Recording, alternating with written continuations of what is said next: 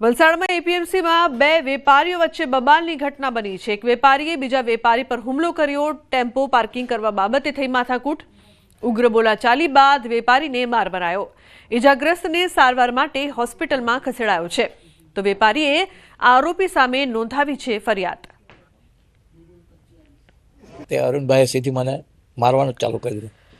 માર્યો મને, પછી દુકાનમાં પાછો ગયા પોતે અને દુકાનમાં લાકડો લઈને મને મારવા આવ્યો। અને મારી પાછળ દોડ્યા, પણ હું સ્કૂટર લઈને હું નીકળી ગયો। પણ બધું સીસીટીવીમાં આવી ગયું છે। અને આવી રીતે ખુલ્લેઆમ દાદાગીરી આ લોકોની જ્યારે જોઈ ત્યારે મને ધમકી અવારનવાર મળતી હતી। આગળ પણ એ લોકોએ અમારે એપીએમસીની ઓફિસમાં મને ધમકી આપેલી હતી। એ છે ભરૂચના માંડવા ટોલ પ્લાઝાના ટોલ કર્મીઓ દ્વારા ટ્રેલર ચાલકને માર મારવામાં આવ્યો હોવાનો વિડીયો સોશિયલ મીડિયામાં વાયરલ થઈ રહ્યો છે। વિડીયો અનુસાર ટોલ પ્લાઝાના સ્ટાફ અને ટ્રેલર ચાલક વચ્ચે બોલાચાલી બાદ મામલો મારામારી સુધી પહોંચી ગયો। આ દરમિયાન અન્ય એક ટ્રક ચાલકે ઘટનાનો વિડીયો ઉતારીને સોશિયલ મીડિયા પર મૂકી દીધો, જે ઝડપથી વાયરલ થઈ રહ્યો છે। વિડીયો ભરૂચ ટોલ પ્લાઝા નામે ફેલાતા લોકોમાં ચકચાર મચી ગઈ છે। પોલીસ દ્વારા તપાસ શરૂ કરવામાં આવી છે। તાજેતરમાં જ માંડવા ટોલ પ્લાઝા પર ટ્રક ચાલકને ટોલ કર્મીઓ દ્વારા માર મારવામાં આવ્યો હોવાનો પણ બનાવ સામે આવ્યો હતો।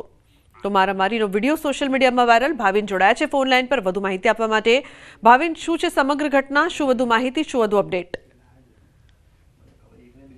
સવારના રોજ ભરૂચના નર્મદા બ્રિજ ટોલ પ્લાઝાનો આ વિડીયો વાયરલ થયો છે। ટોલ નાકા પર કર્મચારીઓને ટ્રેલર ચાલક જે હતો તેને રોકવામાં આવ્યો હતો, પરંતુ એ રોકાયો ન હતો। તો 2 થી 3 કર્મચારીઓ ત્યાં ટોલ નાકાના ભેગા થઈ અને એને ત્યાંથી ઉતારતા હતા ડ્રાઈવર સીટ પરથી અને એને ગાડી ઊભી રાખતા હતા, એવો વિડીયો વાયરલ થયો છે।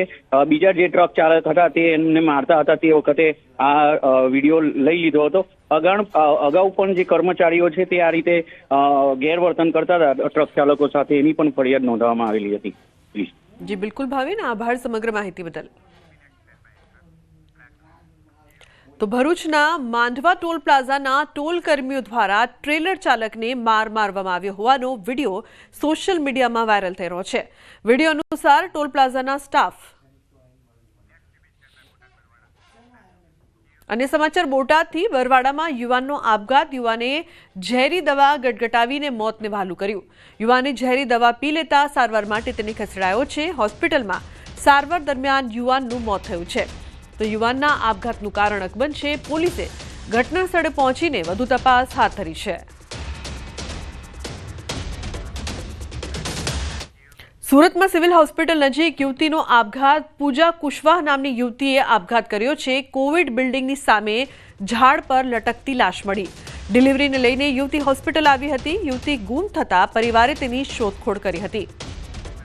તો યુવતી કેમ આપઘાત કર્યો તે અંગે પોલીસ દ્વારા વધુ તપાસ કરવામાં આવશે। જે પ્રકારથી આ સમગ્ર ઘટના સામે આવતા ચકચાર મચી છે, કારણ કે યુવતી ડિલિવરી માટે આવી હતી અને તે બાદ હોસ્પિટલમાંથી તે ગુમ થઈ હતી। પરિવારે શોધખોળ કરી અને તેની લાશ મળી આવી। જામનગરમાં વિદ્યાર્થીએ આપઘાત કરતા ચકચાર મચી છે। એમપી શાહ મેડિકલ કોલેજના વિદ્યાર્થીનો આપઘાત। કોલેજના ક્વાર્ટરમાં ગળે ફાંસો ખાઈને જીવન ટૂંકાવ્યું।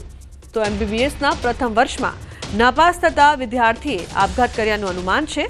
પોલીસે વિદ્યાર્થીના મૃતદેહને પોસ્ટમોર્ટમ માટે ખસેડ્યો છે। પોલીસે વિદ્યાર્થીના આપઘાત પાછળનું કારણ જાણવા માટે તપાસ પણ શરૂ કરી છે। જૂનાગઢ શહેરનું જૂના નાગરવાડા વિસ્તાર કે ત્યાં અલગ અલગ મકાનની અંદર જુદા જુદા 9 માતાજી બિરાજમાન છે।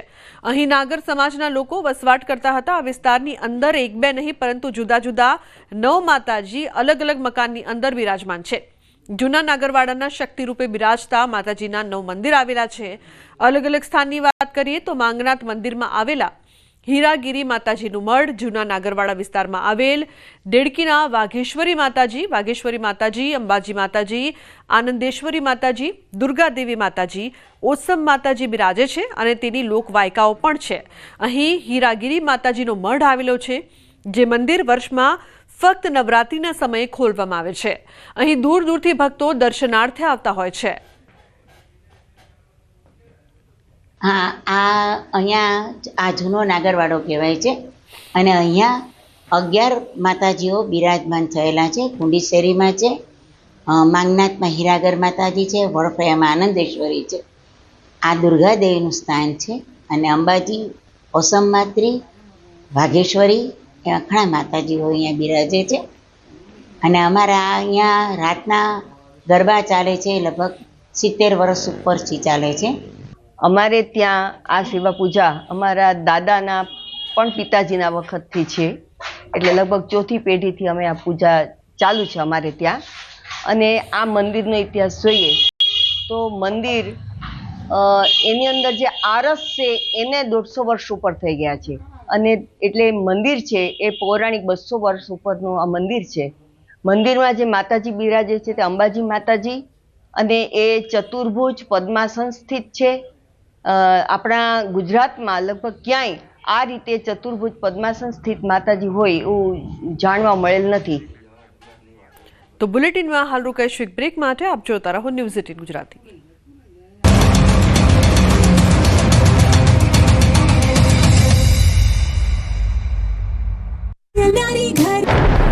ગુજરાતમાં વરસાદ જાણે વિદાય લેવાના મૂડમાં જ ન હોય તેવું લાગી રહ્યું છે. ફરી એકવાર વરસાદનો તોફાની રાઉન્ડ આવી રહ્યો છે. નવરાત્રિમાં અંતિમ દિવસોમાં વિલન બની શકે છે વરસાદ. હવામાન વિભાગ અને હવામાન નિષ્ણાંતોએ 27મી થી 30 સપ્ટેમ્બર દરમિયાન ભારે વરસાદની આગાહી કરી. બંગાળની ખાડીમાં વેલ માર્ક લો પ્રેશર સિસ્ટમ સક્રિય થવાથી ગુજરાતના વિવિધ ભાગમાં વરસાદ પડી શકે. 27મીએ સૌરાષ્ટ્ર, મધ્ય ગુજરાત, દક્ષિણ ગુજરાતમાં વરસાદ પડી શકે. 28 સપ્ટેમ્બરના રોજ બનાસકાંઠા, પાટણ, મહેસાણા બાદ કરતા તમામ જિલ્લામાં વરસાદની આગાહી. 28 સપ્ટેમ્બરના અમદાવાદમાં ભારે વરસાદ પડી શકે.